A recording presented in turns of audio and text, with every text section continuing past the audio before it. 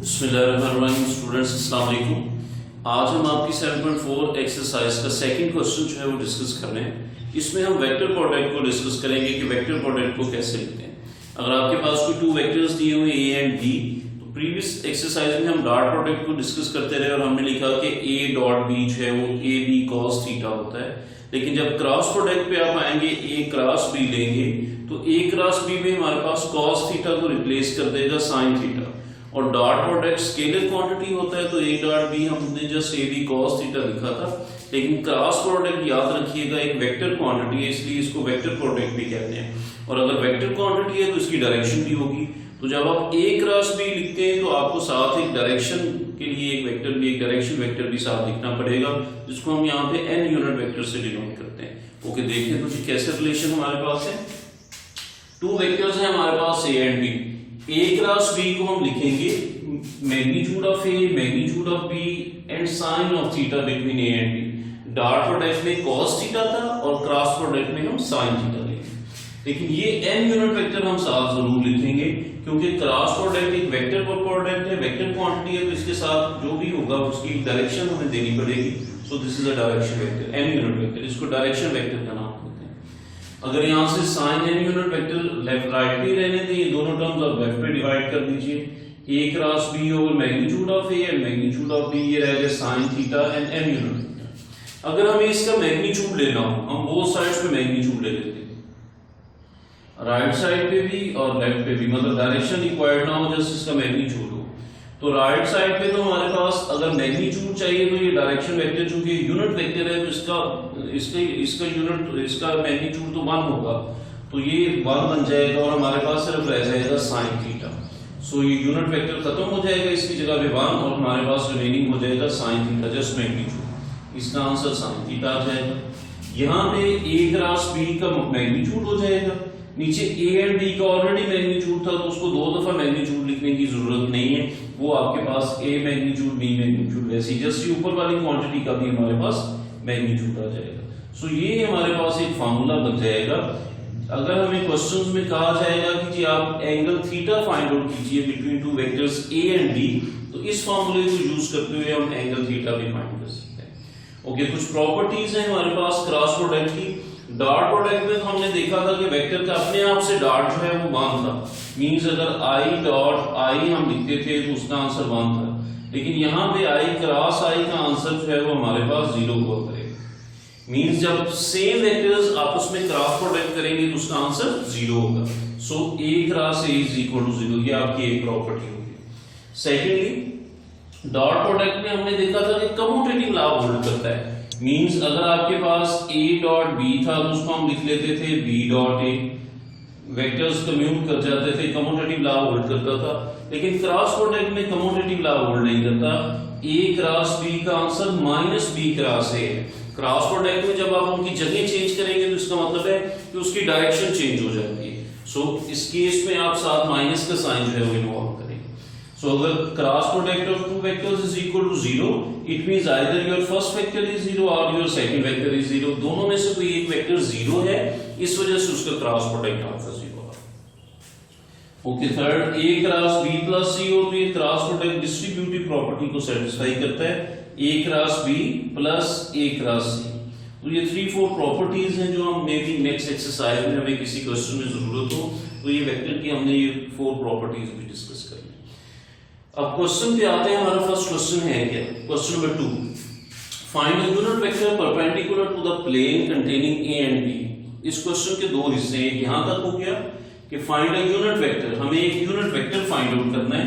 कैसा unit vector हो जो परपेंडिकुलर हो आपके एक प्लेन की। कौन सी प्लेन है जिसमें 2 वेक्टर हो ए एंड बी। हमें एक ऐसा वेक्टर फाइंड आउट करना है जो ए और बी के परपेंडिकुलर हो और वो यूनिट वेक्टर भी हो। अब इसमें भी 2 बातें, हमें एक ऐसा वेक्टर मालूम करना है जो ए और बी के परपेंडिकुलर भी हो और यूनिट वेक्टर भी हो। पहले तो हम ऐसा वेक्टर मालूम कर लेते हैं जो ए और बी के परपेंडिकुलर हो। ये प्रीवियस क्वेश्चन में हमने देखा कि ए और बी के परपेंडिकुलर आपका एक ही वेक्टर था, वो था ए क्रॉस बी। सो हम ए क्रॉस बी मालूम कर लेंगे। प्रीवियस क्वेश्चन में हमने प्रूव किया कि ए क्रॉस बी ए के भी परपेंडिकुलर होता है और बी के भी। So perpendicular vector a cross b हम मालूम कर लेते हैं। सो क्वेश्चन की स्टेटमेंट में ए और बी वेक्टर्स हमें गिवन है. This is your vector a and this is your vector b. A cross B is a vector perpendicular to both A and B. So we have to find A cross B. और उसका वे technique हम previous question में सीख चुके. आप IJ के ऊपर mention करें. पहले A वेक्टर के IJ के कोफिशिएंट लिख लें 2, -6 एंड 3, फिर B के लिख दें 4, 3 एंड -1. इसको एक्सपेंड कर लेंगे. पहले I से एक्सपेंशन है. I वैसे ही I वाला कॉलम भी आपका छुप जाएगा और I वाली रो भी आपकी छुप जाएगी. ये जो 4 टर्म्स रह जाती हैं इनको आपने सॉल्व करना है. प्रिंसिपल डायगोनल्स को मल्टीप्लाई करें. Minus minus plus 6 1 time is 6, फिर -3 -3 टाइम इज -3, वो -9 वो +9 हो जाएगा. इसके साथ -j और इसी तरह j वाले कॉलम को आप छुपा लेंगे. -2 माइनस एंड माइनस +12. इसी तरह फिर आपका k और k आपके पास होगा 6 एंड -24. यहाँ पे प्लस होगा और ये आपके -24. सो चूंकि माइनस की टर्म आपके पास ज्यादा है, ओके, ये हो जाएंगे माइनस एंड माइनस +24. माइनस एक फार्मूले तरह आ जाएगा और एक ये वाला माइनस, ये एक्चुअली इस तरह से होंगे. 2 3 टाइम इज 6, फार्मूले के मुताबिक माइनस आना चाहिए. फिर 4 -6 टाइम इज -24. ये माइनस और माइनस हमारे पास प्लस हो जाएंगे. हम इसको इसी स्टेप में यहाँ पे प्लस कर देते हैं. सो ये हमारे पास हो जाएंगे 6 + 24 और 6 + 24 का आंसर हमारे पास होगा +30. ए. सो ये हमारे पास A क्रॉस B की फॉर्म हमारे पास आ गई. ओके, अब हम इसको नेक्स्ट देखते हैं कि नेक्स्ट क्या करना है. आपने वो वेक्टर तो फाइंड आउट कर लिया जो बोथ A और B पे परपेंडिकुलर था, लेकिन वो परपेंडिकुलर वेक्टर कैसा होना चाहिए? वो यूनिट वेक्टर होना चाहिए. अब यूनिट वेक्टर लेने के लिए हमें क्या चाहिए? यूनिट वेक्टर लेने के लिए अगर आपको एक वेक्टर मिल जाए, आप उस वेक्टर को उसके मैग्नीट्यूड से डिवाइड कर देते हैं तो उसका यूनिट वेक्टर आ जाता है. तो यहाँ पे भी सेम सिचुएशन है. A cross B is a vector. अब इस A क्रॉस B को इसके मैग्नीट्यूड से डिवाइड कर देते हैं. सो इसका मैग्नीट्यूड मालूम कर लें. मॉड मालूम कर लें. I component square, J square, K square, और ये इसको आप सॉल्व कर लेंगे तो हमारे पास इसका आंसर आ जाएगा 35. So magnitude A cross B का हमारे पास 35 आ गया. सो हमें चाहिए क्या? हमें चाहिए unit vector perpendicular to both A and B. Unit vector है तो इस वेक्टर को इसके मैग्नीट्यूड से डिवाइड कर दें. Vector over its magnitude. So vector को इसके मैग्नीट्यूड से डिवाइड कर दीजिए. वेक्टर हमने लिख दिया ये जो भी हमने यहां से फाइंड आउट किया था, और उसको इसके मैग्नीट्यूड से डिवाइड कर रहे हैं. इंडिविजुअली हर एक टर्म को 35 से डिवाइड कर दिया. ये 5 से सिंपलीफाई हो रहे हैं तो सभी को 5 से आप काट दें तो ये आपका रिक्वायर्ड वेक्टर बन जाएगा. यहाँ पे प्लस होगा तो ये आपका रिक्वायर्ड वेक्टर है. 3/7i - 2/7j + 6/7k. So this is a unit vector perpendicular to both A and B. So this is your first part of the question. Now what is second part of question? Also find sine of angle between them. इस A और B के between sign of angle भी हमने find out करना है. Okay, sign angle का formula ये भी हमने डिस्कस किया. साइन एंगल फाइंड आउट करने को हम कहते हैं कि let theta be the angle between A and B.